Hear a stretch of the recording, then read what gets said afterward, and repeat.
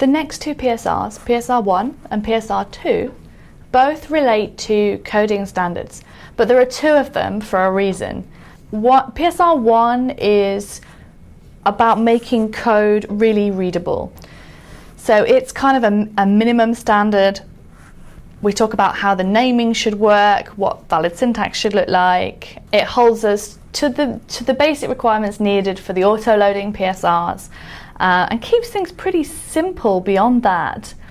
PSR2 it was split out for a reason, because it is much more of a style guide than a mechanics syntax guide. So PSR2 covers whether your brackets should be on the same line or a new line, the rules about white space, tabs and spaces, whether there should be a space after the word if and before the bracket, or whether there can be one or whether there must not be one. So those kind of slightly more grey area guidelines got moved into PSR2, which I think makes sense. So PSR1 you definitely want to be compatible with. PSR2, if we all used this, then we'd have very readable code and we'd be used to the way that one another writes code. I've included links to both those standards so you can read them in full, and there are some good examples there too. So how do you make these implementations for your own projects? Maintaining coding standards in a PHP project is notoriously difficult.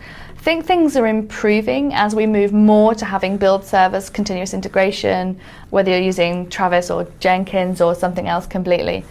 PHP Code Sniffer is a tool, it's available from Pair, which is designed to analyze your code against certain standards.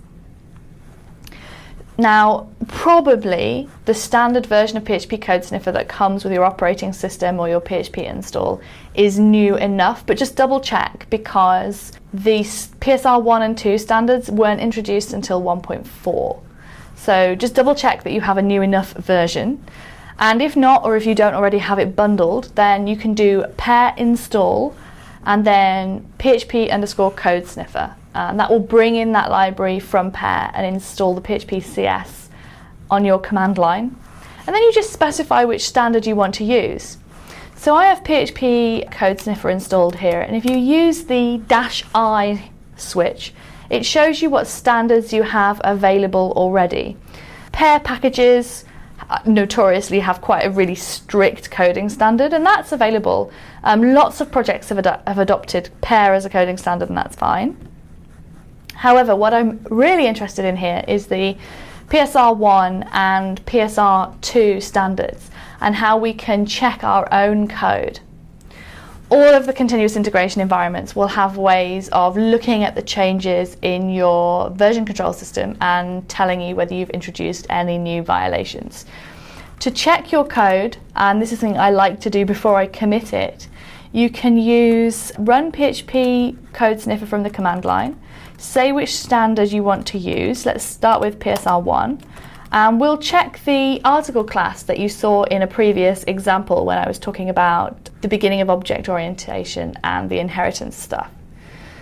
So we have no violations in article.php, and if you have a look at it, it really meets the expected standards. It's in a file called article.php, it's case sensitively named. It's in a namespace, everything is laid out nicely, all of the methods have visibility keywords with them. Things look like we would expect them to look. PSR1 includes rules about method naming styles, that kind of thing. Stuff that matters if you're using this library from outside. PSR2, in contrast, deals much more with things that are internal implementation details that you can't tell from the outside, and that it doesn't matter. If I try and check this class with the PSR2, standard is going to be PSR2, you can see that I get some violations there. 4 errors were found. They all deal with the opening brace. So when you're opening a class or declaring a method, PSR2 dictates that the opening bracket should be on a new line every time. So I'm getting errors for each one of those. You can use this also in your own code to pick up whether you're compliant with PSR1, which I would always recommend, and whether you're compliant with PSR2. And that's up to you. It sort of depends how good your tooling is, how easy it is for you to support this stuff, and whether your team is up to it to some extent as well. Do investigate the settings in your editor. You see me using Vim, but most of the editors have a lot of help where you can configure what the layout rules should be, and it will either auto-format or hint to you when things are not quite right. It just makes it a bit easier to conform with the coding standards.